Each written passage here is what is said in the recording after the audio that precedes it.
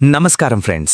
లక్షల మంది ఫాలోవర్స్, కోట్లాది వ్యూస్, ప్రపంచ దేశాలు చుట్టేస్తూ తెలుగు యూట్యూబ్ ప్రపంచంలో ఒక సెన్సేషన్ క్రియేట్ చేసిన నా అన్వేష్ ఇప్పుడొక భారీ వివాదంలో చిక్కుకున్నారు.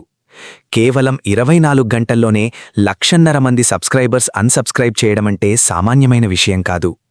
అసలు అన్వేష్ చేసిన ఆ తప్పులేంటి? జనాలు ఎందుకు ఇంతలా మండిపడుతున్నారు? ఈ వీడియోలో క్లియర్గా తెలుసుకుందాం. ఫ్రెండ్స్, వీడియో నచ్చితే ఒక లైక్ కొట్టండి. ఇలాంటి కంటెంట్ మిస్ కాకుండా మా ఛానల్ని సబ్స్క్రైబ్ చేసుకోండి. మీ ప్రతి లైక్, ప్రతి సబ్స్క్రిప్షన్ మాకు మోటివేషన్ అవుతుంది. అసలు వివాదం ఎక్కడ మొదలైందంటే, నటుడు శివాజీగారు మహిళల దుస్తుల గురించి చేసిన కామెంట్స్పై అన్వేష్ స్పందిస్తూ శివాజీగారిని బూతులతో దూషించారు. మన పురాణ వ్యక్తులైన సీతాదేవి మరియు ద్రౌపది గురించి ఆయన చేసిన వ్యాఖ్యలు హిందూ సమాజాన్ని తీవ్రంగా గాయపరిచాయి. కేవలం వ్యూస్ కోసమో లేక అతి విశ్వాసం వల్లో గానీ పవిత్రంగా భావించే దేవుళ్లను వివాదాల్లోకి లాగడం ఆయన చేసిన అతిపెద్ద పొరపాటు. అంతేకాకుండా వ్యూస్ కోసం ఈ గొడవలోకి అనసూయ భరద్వాజ్ గారిని లాగి థంబ్నెయిల్స్లో ఆమె ఫోటోలు వాడుకుంటూ క్లిక్ బైట్ చేయడంపై కూడా మహిళా సంఘాలు తీవ్రంగా ఆగ్రహిస్తున్నాయి. ఒక సెలబ్రిటీని గౌరవించకుండా ఇలాంటి చీప్ ట్రిక్స్ వాడడం ఒక పాపులర్ యూట్యూబర్కి తగని పని. అన్వేష్ చేసిన అసలు వ్యాఖ్యలు వింటే ఎవరికైనా ఒళ్ళు మండుతుంది. ఆయన తన వీడియోలో ఏమన్నారంటే, ద్రౌపదీదేవిని కీచకుడు, సైంధవుడు బలత్కారం చేయబోయి చచ్చిపోయారు, అలాగే సీతాదేవిని రావణాసుడు ఎత్తుకెళ్లి చచ్చిపోయాడు అని పోలికలు పెట్టారు. అంటే పురాణాల్లో దుర్మార్గులకు తక్షణ శిక్ష పడిందని, కాని ఇప్పుడు సమాజంలో మహిళలపై అఘాయిత్యాలు చేసేవారు మాత్రం బిర్యానీలు తింటూ దర్జాగా ఉంటున్నారని ఆయన వాదన. కాని ఇక్కడే ఆయన పెద్ద తప్పు చేశారు.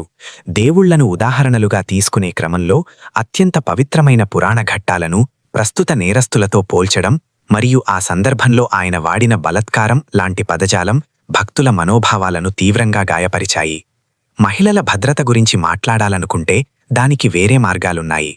కాని ఇలా దేవుళ్లను కించపరిచేలా మాట్లాడడం ఆయన విజ్ఞతకే వదిలేస్తున్నాం. అంతేకాకుండా ప్రముఖ ప్రవచనకర్త గరికపాటి నరసింహారావు గారి గురించి కూడా అన్వేష్ వాడిన భాష అత్యంత దారుణంగా ఉంది. ఒక పండితుడిని, వయసులో పెద్దవారిని గౌరవించకుండా అడ్డగోలుగా మాట్లాడడం ఎవరికీ నచ్చలేదు. దీనివల్ల కరాటే కళ్యాణి గారితో పాటు పలువురు హిందూ సంఘాల నేతలు ఆయనపై పంజాగుట్ట పోలీస్ స్టేషన్లో కేసులు కూడా నమోదు చేశారు. ఇప్పుడు ఆయన ఇండియా వస్తే అరెస్ట్ అయ్యే అవకాశం కూడా ఉందని వార్తలు వస్తున్నాయి. అయితే అన్వేష్కి ఇలాంటి వివాదాలు కొత్తేమీ కాదు. గతంలో కూడా, అంటే 2025 మే నెలలో తెలంగాణ డీజీపీ మరియు పలువురు ఐఏఎస్ అధికారులపై బెట్టింగ్ యాప్ స్కామ్ పేరుతో నిరాధారమైన ఆరోపణలు చేసి చిక్కుల్లో పడ్డారు. సుమారు 300 కోట్ల రూపాయల స్కామ్ జరిగిందని అప్పట్లో ఆయన చేసిన వ్యాఖ్యలపై సైబరాబాద్ పోలీసులు కేసు నమోదు చేశారు. అప్పట్లోనే ఆయనకు వార్నింగ్ ఇచ్చినా తన ధోరణి మార్చుకోకపోవడమే ఇప్పుడు ఇంతటి వినాశనానికి దారితీసిందని నెటిజన్లు విమర్శిస్తున్నారు. వివాదం ముదురుతోందని గ్రహించిన అన్వేష్ ఒక క్షమాపణ వీడియో రిలీజ్ చేశారు.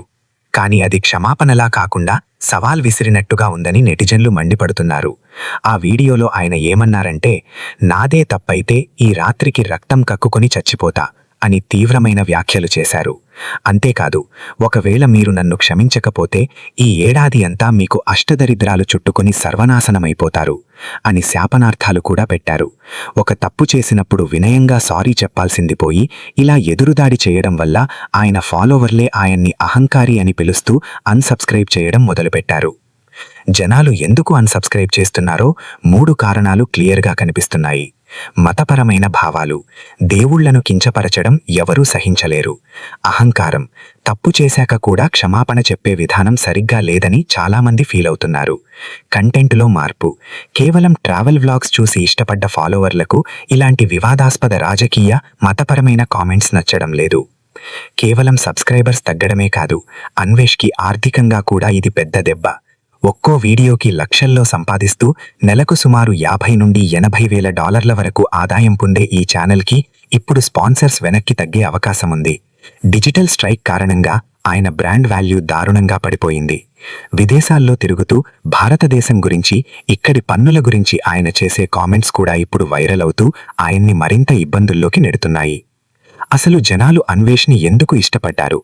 ప్రపంచ దేశాల్లోని వింతలు, విశేషాలు చూడడం కోసం. కానీ గత కొంతకాలంగా అన్వేష్ తన ట్రావెల్ వ్లాగ్స్ పక్కన పెట్టి వివాదాస్పద రాజకీయ సామాజిక అంశాలపై రియాక్షన్ వీడియోలు చేయడం మొదలుపెట్టారు. ఒక ట్రావెలర్గా ఉండాల్సిన వ్యక్తి ఒక ట్రోలర్లా మారిపోవడం ఆయన అసలైన ఫాలోవర్లకు నచ్చలేదు. అందుకే ఈసారి ఆయన దేవుళ్లను వివాదంలోకి లాగగానే ఇక చాలు అని అన్సబ్స్క్రైబ్ బటన్ నొక్కేశారు. సో ఫ్రెండ్స్, సోషల్ మీడియాలో ఇన్ఫ్లుయెన్సర్గా ఉన్నప్పుడు బాధ్యతగా ఉండడం చాలా ముఖ్యం. నా అన్వేషణ అన్వేష్ తన ట్రావెల్ నాలెడ్జ్తో ఎంతో మందిని ఇన్స్పైర్ చేశారు. కానీ ఈ వివాదం ఆయన కెరీర్కే పెద్ద మచ్చగా మిగిలిపోనుంది. 2026లో ఆయన మళ్లీ పుంజుకుంటారా, లేదా ఈ కేసులు ఆయనను మరింత ఇబ్బందుల్లోకి నెడుతాయా అనేది వేచి చూడాలి. ఈ విషయంపై మీ అభిప్రాయం ఏంటి? అన్వేష్ చేసింది తప్పా, లేక జనాలు ఓవర్గా రియాక్ట్ అవుతున్నారా? కింద కామెంట్ చేయండి. వీడియో నచ్చితే లైక్ చేయండి, షేర్ చేయండి, సబ్స్క్రైబ్ చేయండి.